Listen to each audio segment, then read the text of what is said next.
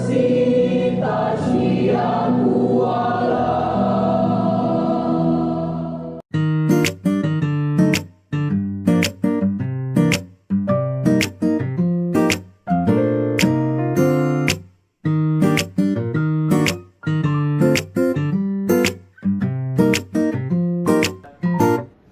Assalamualaikum warahmatullahi wabarakatuh. Perkenalkan, nama saya Muhammad Hekal, dosen pendidikan sejarah FKIP Universitas Kuala. Pada hari ini saya akan memperkenalkan mata kuliah yang saya ampuh, yaitu Sejarah Asia Barat dan Afrika. Mata kuliah ini termasuk dalam kategori mata kuliah wajib yang berada di semester 3 dengan bobot 2 SKS. Adapun deskripsi singkat mata kuliah ini, yaitu mata kuliah ini bertujuan memberikan gambaran tentang sejarah kuno kawasan Asia Barat dan Afrika, peradaban Islam, dan sumbangannya bagi perkembangan peradaban dunia. Kemudian imperialisme bangsa Eropa di kawasan Asia Barat dan Afrika, bangkitnya gerakan nasionalisme di kawasan Asia Barat dan Afrika, dan pengaruh kawasan Asia Barat dan Afrika dalam perpolitikan global. Capaian pembelajaran atau CPL Prodi itu di mata kuliah ini ada 3. Yang pertama itu mampu menunjukkan sikap religius, beretika, dan peduli pada masyarakat dengan menerapkan pengetahuan dan strategi pembelajaran relevan serta menunjukkan perilaku sesuai dengan martabat keilmuan untuk pengelolaan diri dan berkelanjutan kehidupan bermasyarakat. Kemudian CPL 2-nya yaitu mampu berkomunikasi secara efektif dan berkolaborasi dalam tim kerja dengan menerapkan media yang tepat di lingkungan kerja dan masyarakat untuk memperkuat hasil karya yang dicapai. Kemudian CPL 4 mampu memahami konsep, teori, dan metodologi sejarah serta dapat menerapkan dalam pembelajaran sejarah melalui pendekatan inovatif, metode pembelajaran variatif, dan penggunaan teknologi informasi untuk melatih berpikir historis dan menghasilkan pembelajaran bermakna bagi peserta didik yang berkontribusi terhadap pembangunan yang berkelanjutan. Kemudian ada capaian pembelajaran pada mata kuliah atau dikenal dengan CPMK, itu di mata kuliah Sejarah Asia Barat dan Afrika itu ada 4 CPMK-nya. Yang pertama, mampu memahami kehidupan kuno bangsa Asia Barat dan Afrika. CPMK kedua, mampu memahami kehidupan agama Islam di Asia Barat dan Afrika. Kemudian CPMK ketiga, mampu menganalisis kedatangan bangsa Eropa ke Asia Barat dan Afrika. Kemudian CPMK yang keempat, mampu memecahkan permasalahan pemberontakan yang terjadi di kawasan Asia Barat dan Afrika. Selanjutnya itu ada yang namanya penilaian atau evaluasi untuk mata kuliah ini. Itu ada beberapa item yang akan dijadikan sebagai bahan rujukan untuk evaluasi. Yang pertama itu ada yang namanya keaktifan partisipasi kuliah. Kemudian ada yang namanya penugasan, kuis, ujian tengah semester, dan ujian semester. Mata kuliah ini juga menerapkan yang namanya case method ya. Nanti penilaiannya juga akan dibagi dalam beberapa item. Yang pertama untuk CPMK 1 itu case methodnya 50%, kemudian kuis 20%, ujian tengah semester 30% di CPMK 1. Kemudian di CPMK 2 itu case methodnya 50%, kemudian di tugas 20%, dan di ujian tengah semesternya 30%.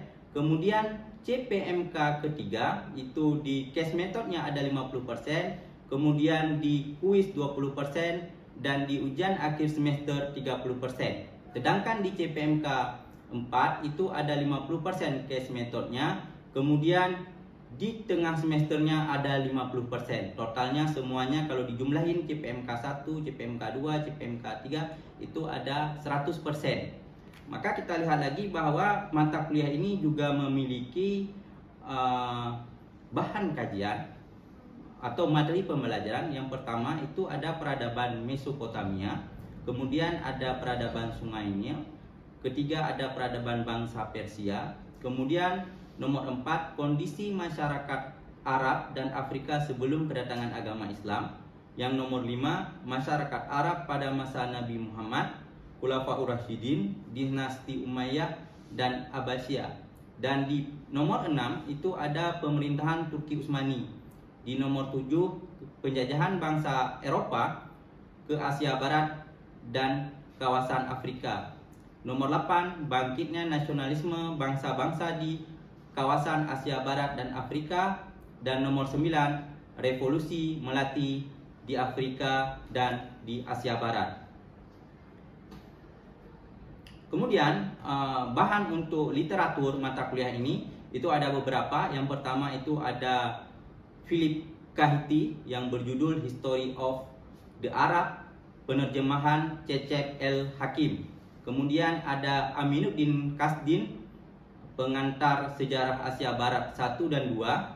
Kemudian ada Jawad Ali, sejarah Arab sebelum Islam. Kemudian ada Hugh Kennedy, penaklukan terbesar dalam sejarah Islam yang mengubah dunia.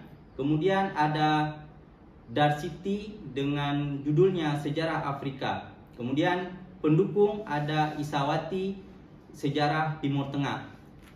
Kemudian mata kuliah ini juga nantinya menggunakan metode pembelajaran atau strategi pembelajaran, yaitu dengan menggunakan ceramah, diskusi interaktif, kemudian ada penugasan individu dan kelompok, dan mengharuskan mahasiswa untuk membuat review jurnal yang terkait dengan kawasan Asia Barat dan kawasan Afrika. Kemudian untuk praktek pembelajaran tentang mata kuliah sejarah Asia Barat dan Afrika dapat dilihat di video berikut ini. Assalamualaikum warahmatullahi wabarakatuh. Waalaikumsalam warahmatullahi wabarakatuh. Apa kabar semuanya anak-anak? Sehat? Sehat, Pak. Sehat ya? Oke, sebelum acara kuliah kita hari ini kita mulai, sebaiknya kita melakukan doa bersama ya. Doa kita mulai. Selesai ya. Mata kuliah yang kita pelajari hari ini yaitu sejarah Asia Barat dan Afrika. Mata kuliah ini berbobot 2 SKS ya. Ini sangat penting bagi kita sebagai calon guru sejarah untuk membahas tentang Asia Barat dan Afrika sebagai tambahan ilmu pengetahuan kita ya. Kita lihat bahwa di sini ada peta yang saya sudah siapkan. Peta wilayah kawasan Asia Barat dan Timur Tengah. Ini bisa dilihat juga ada wilayah Afrika ya. Wilayah Afrika, dia cuma nampak ini setengah wilayah Afrikanya, enggak keseluruhan ya. Maka di sini kita lihat bahwa di wilayah ini nanti ada yang namanya peradaban Mesopotamia dan Sungai Nil. Nampak tak Sungai Nil ya? Sungai Nil dan bulan sabit subur Mesopotamia ya. Oke, kita lihat bahwa di sini ada peradaban Mesopotamia. Mengapa kita penting untuk mempelajari Mesopotamia, peradaban Mesopotamia? Ada yang bisa menjelaskan? Di sini Pak. Ya. Sekilas saya sudah membaca bahasanya kalau kita belajar mengenai peradaban Mesopotamia, ini merupakan peradaban tertua Pak. Jadi kalau kita belajar mengenai peradaban ini, sekurangnya kita bisa mendapatkan 3 hal Pak. Yang pertama, ini akan menjadi ilmu terhadap kehidupan kita sendiri Pak, terutamanya mengenai dasar perkembangannya peradaban di dunia Pak. Selanjutnya ilmu ini juga bukan membahas mengenai sejarah Pak, akan tetapi dengan belajarnya ini kita akan mengetahui bagaimana peradaban zaman dahulu sehingga menjadi wawasan referensi kita dalam berinovasi di dunia ini Pak. Dan inti dari terakhirnya belajar Mesopotamia ini bisa memberikan arahan kepada kita bahwasanya ini kan belajar tentang masa lalu, ada problem-problem masa lalu Pak. Nah dari problem-problem masa lalu kita bisa belajar, oh dulu ada permasalahan ini. Nah kita lihatkan di masa depan ini apakah bisa kita untuk memecahkan masalah-masalah di saat ini gitu Pak. Oke, ya bagus sekali ya penjelasan dari Ahmad Rojai ya, bahwa kita mempelajari Mesopotamia ini banyak hal yang kita dapatkan ya, termasuk dari bangunan, arsitektur, dari dari produk hukum ya, tulisan ya, dan tulisan paku ya, pembangunan kota itu banyak hal ya. Karena peradaban Mesopotamia ini termasuk peradaban yang sangat tua ya, lebih tua daripada Sungai Nil. Ini yang lebih tua ya. Maka kalau kita lihat ya, Mesopotamia itu terbentuk dari dua kata ya, yang artinya mesos yang berarti tanah dan potamus yang berarti sungai. Itu diambil dari bahasa Yunani ya. Secara harfiah, Mesopotamia ini adalah peradaban yang berada di tengah-tengah sungai Efrat dan Tigris. Ya. Oke, ini ada pertanyaan yang sangat menarik ya. Kenapa peradaban-peradaban besar itu semua lahir di pinggir sungai? Contoh ya, itu ada peradaban Sungai Kuning atau Wambo. Ya. Kemudian ada Sungai Gaga, ya kan? Kemudian ada Sungai Sungai Nil. Ya, rata-rata peradaban itu timbul di aliran sungai. Ada yang bisa menjelaskan kenapa peradaban-peradaban besar itu lahir di pinggir sungai?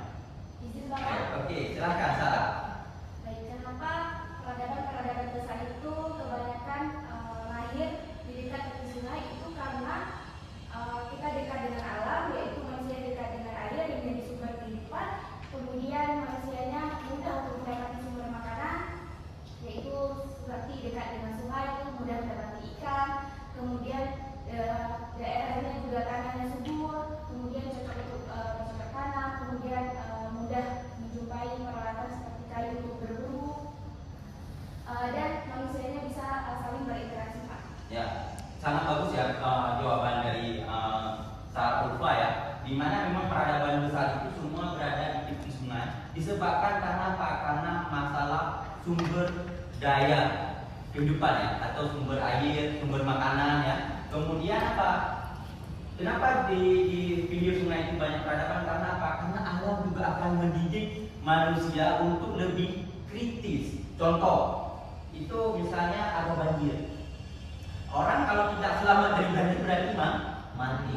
Berarti mereka juga harus membuat rumah yang tinggi. Misalnya mau menyeberang ke sebelah sana, harus membuat perahu. Sehingga alam menciptakan manusia untuk berpikir lebih kritis. Maka kita lihat juga bahwa bangsa pendukung peradaban Mesopotamia ini itu tidak hanya satu. Ada 5 bangsa ya. Itu ada bangsa Sumeria, bangsa Akkadia, bangsa Babilonia, bangsa Assyria, dan bangsa Kaldea atau juga disebut dengan Babilonia Baru. Ya, itu ada 5. Maka peradaban ini tidak dibangun dalam satu malam, tetapi panjang ceritanya ya. Maka kalau kita lihat nanti gabungan daripada peradaban-peradaban bangsa ini baru bisa membentuk suatu peradaban besar, yaitu peradaban Mesopotamia. Nah, kita lihat ini bangsa pertama. Bangsa pertama yang menghuni Mesopotamia itu adalah bangsa Sumeria. Ya. Bangsa ini sudah diketahui sudah ada 3000 sebelum Masehi sudah menempati wilayah Mesopotamia. Ya.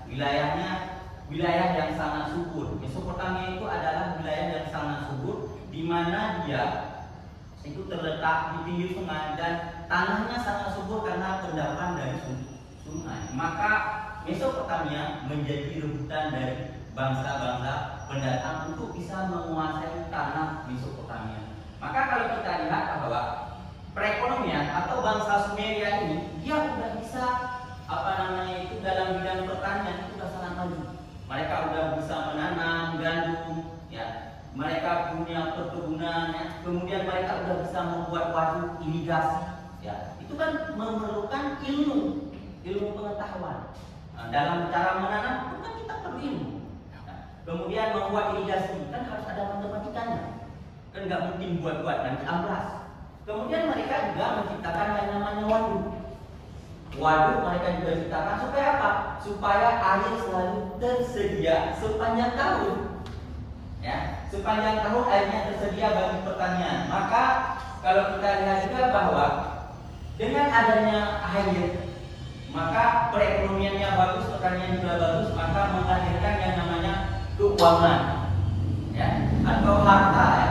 Dengan adanya keuangan yang berlimpah dari sektor pertanian, ini bangsa Sumeria itu juga membangun kota Ur.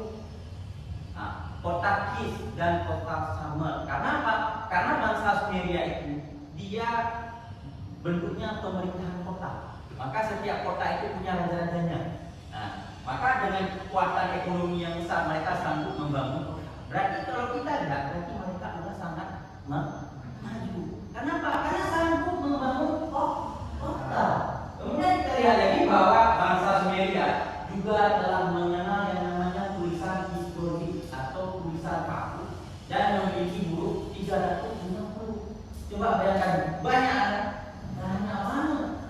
Maka di sini kita lihat bahwa mereka itu sudah menerapkan yang namanya tulisan. Mereka semua menulis dalam bentuk yang sangat rapi di lempeng tanah liat. Dan mereka sudah juga menggunakan sistem administrasi stempel yang dicap di lempengan tanah liat. Waktu itu mereka belum punya buku, tetapi mereka menggunakan lempengan tanah liat untuk dijadikan sebagai media untuk menulis semua laporan tentang pertanian mereka. Maka di dalam tulisan yang ditemukan itu ada lempengan yang ditemukan, ditulis di situ bahwa bangsa Sumeria sudah mengkonsumsi gandum, kemudian sudah memiliki hewan ternak. Maka bisa kita katakan bahwa bangsa Sumeria adalah bangsa tertua yang memiliki ilmu pengetahuan yang sangat luar biasa hebat ya. Kemudian kita lihat lagi ini ya, ilmu pengetahuan yang mereka miliki ya. Ini menurut sejarawan Universitas Negeri San Houston, Lauren Lewis menjelaskan bahwa tulisan, matematika, satuan ukur itu dimulai dari peradaban yang paling awal di dunia, yaitu yang ada di Sumeria. Mereka dalam mengenal perhitungan 1 tahun 364 hari. Manusia modern mungkin baru-baru yang mengetahuinya, karena ini sudah lama sebelum Yesus lahir, mereka sudah mengenal ini. Ya, karena apa? Karena ada catatan. Kan nggak mungkin juga orang menggombal ya. Kan pasti ada catatan yang tertulis. Kemudian ada susunan hitungan. 1 jam sama dengan 60 menit. Ya. 1 menit sama dengan 60 detik. Maka kita lihat juga mereka sudah mengenal yang namanya lingkaran, mempunyai 360 derajat. Dan bangsa pertama yang menggunakan penggunaan roda itu bangsa Sumeria. Kenapa? Karena mereka menggunakan roda untuk mengangkut hasil pertanian.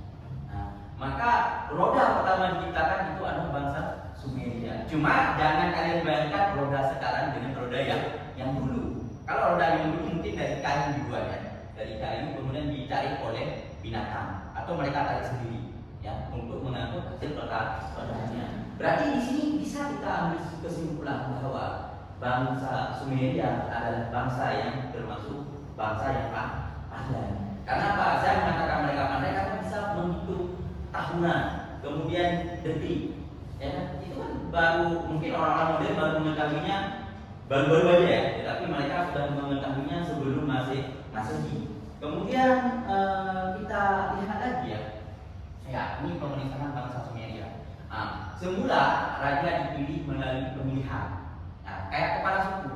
Pertama kan dipilih dia orang yang punya ilmu pengetahuan. Tetapi lama-kelamaan berdasarkan berjalannya kehidupan, kemudian raja tidak dipilih lagi secara demokrasi, tetapi dipilih secara turun-temurun. Ini bisa kita lihat ya, mungkin karena lezatnya kekuasaan, orang juga tidak mau melepaskan yang namanya kekuasaan dan pasti akan diturunkan kepada anak-anaknya. Maka di sini apa? Raja itu harus mempunyai keterampilan ya dalam bidang berperang. Karena apa? Karena bisa mempertahankan wilayah. Ya. Kemudian kita lihat lagi bahwa dengan adanya prajurit bayaran, mereka juga punya prajurit bayaran. Ya. Mungkin kalau kita bilang sekarang tentara ya, mempunyai tentara ya, dan mereka itu dilatih dengan pelatihan ilmu perang untuk mempertahankan wilayah Mesopotamia yang sangat subur. Karena kita ketahui bahwa bangsa-bangsa yang lain juga kepingin menguasai tanah Mesopotamia. Karena tanah adalah sumber dari kehidupan mereka. Kalau tidak ada tanah berarti kematian. Karena apa? Karena tanaman tidak bisa hidup. Kemudian kita lihat lagi di sini ya. Kita lihat lagi, mereka juga mempunyai yang namanya kepercayaan. Ya. mereka percaya kepada politeisme. Ya, politeisme itu adalah sistem kepercayaan terhadap banyak dewa. Maka inilah dewa Enlil ya, ada dewa Nippur, ada dewa Uruk, ya, dewa Eridu ya. Nah, dan kesemua ini mereka dipuja dalam suatu bangunan yang dibuat dengan nama zigurat. Ya, zigurat itu dibuat semacam bangunan yang mempunyai tangga. Ya, tangga yang tinggi, kemudian di dalamnya mereka memuja dewa. Berarti sebuah bangunan diciptakan pasti ada ukuran dan ada hitungannya. Kalau enggak, bangunannya merek dan bisa saja roboh. Nah, kemudian kita lihat lagi bahwa mereka juga menggunakan campuran tanah liat untuk membuat sebuah bangunan. Berarti kan harus ada campuran, kalau enggak kan nggak bisa nempel ya, untuk dijadikan sebuah bangunan ya. Maka kita lihat lagi ya, kemudian di sini ada bangsa Akkadia ya. Bangsa Akkadia ini adalah bangsa pendatang dari luar Mesopotamia ya. Mereka ini adalah bangsa yang militeristik. Nah, militeristik di sini bahwa mereka itu suka berperang dan kehidupan mereka itu tidak menetap tapi memang ya, tidak menetap ya, tidak menetap.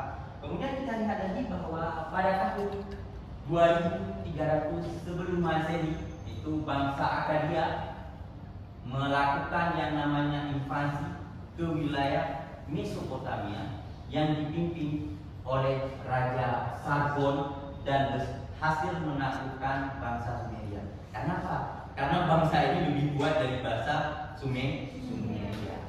Maka kita lihat juga bahwa di sini ya, bangsa Akkadia ini tidak memiliki kebudayaan yang tinggi sehingga mereka mengadopsi kebudayaan bangsa Sumeria.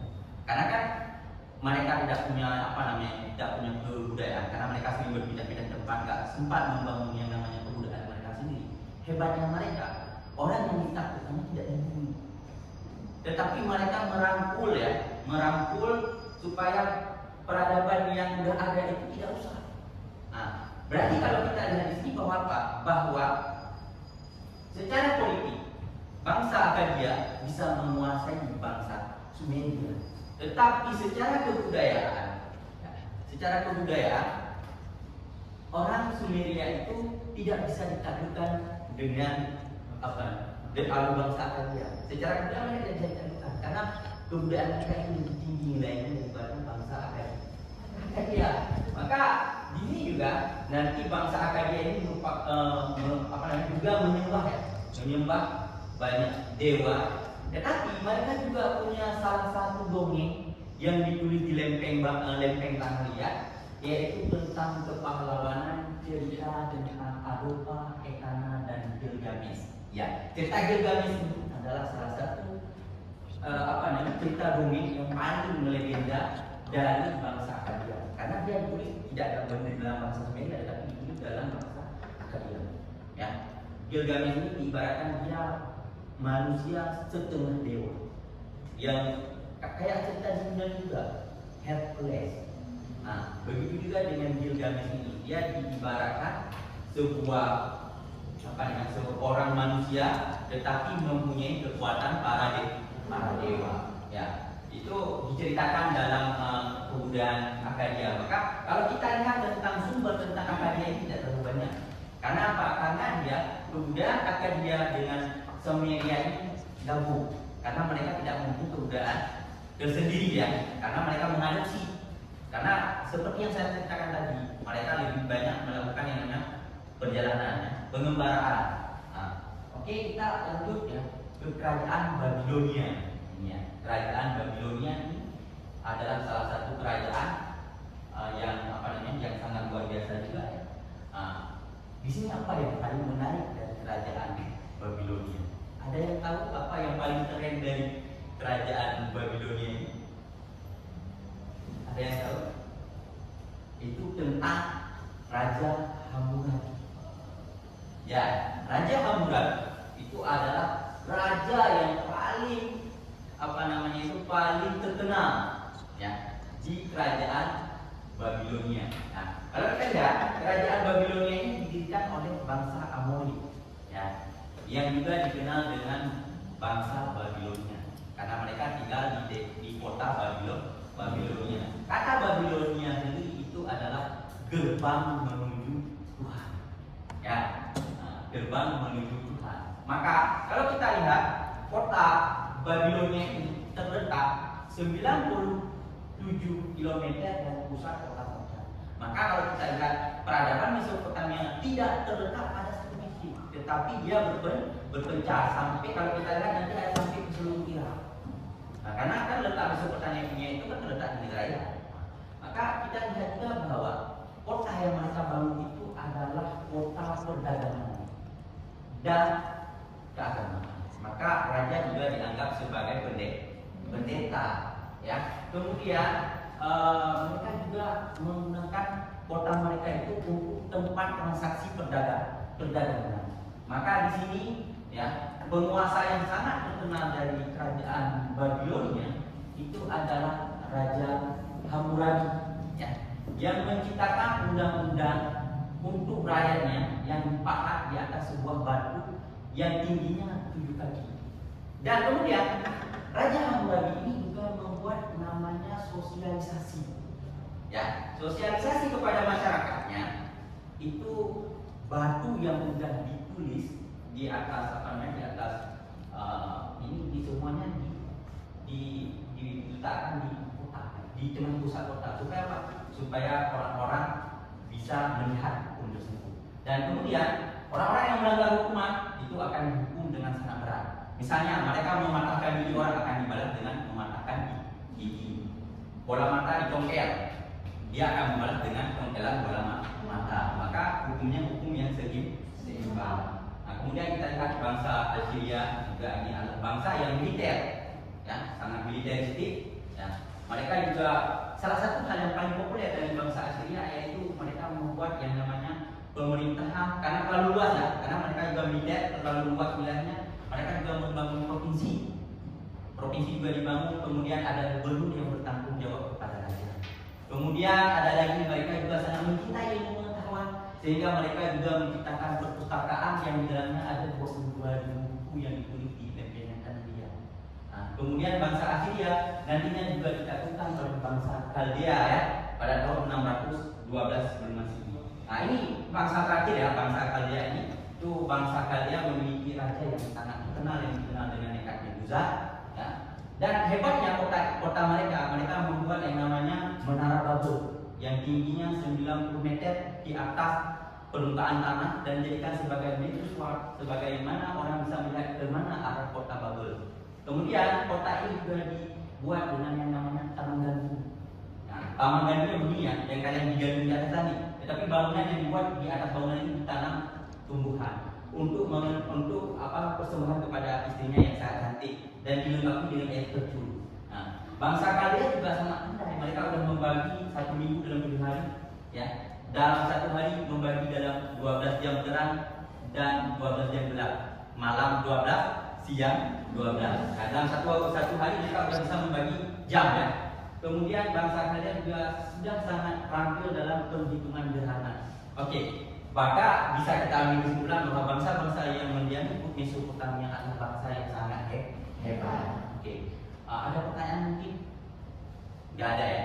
Nah, kalau memang gak ada, nanti saya sudah menyiapkan tugas di e-learning, ya. Nanti kalian bisa buat tugas mandiri tentang review jurnal tentang 5 bangsa tadi, ya. Nanti ini tugas individu, ya. Kalian boleh pilih salah satu yang kalian mau, yang bangsa yang kalian mau untuk kalian jadikan sebagai untuk dijadikan tugasnya, ya. Nanti kalian bisa ambil di e-learning, ya. Oke, nanti dibuat juga dengan tata cara yang bagus dan benar, dan saya sudah membuat tata caranya di e-learning, ya. Tolong kalian ambil dan kalian buat, dan waktu untuk mengembalikan juga pengumpulannya sudah saya tentukan di sana. Oke, kalau memang tidak ada lagi, cukup sekian pertemuan kuliah kita hari ini. Assalamualaikum warahmatullahi wabarakatuh.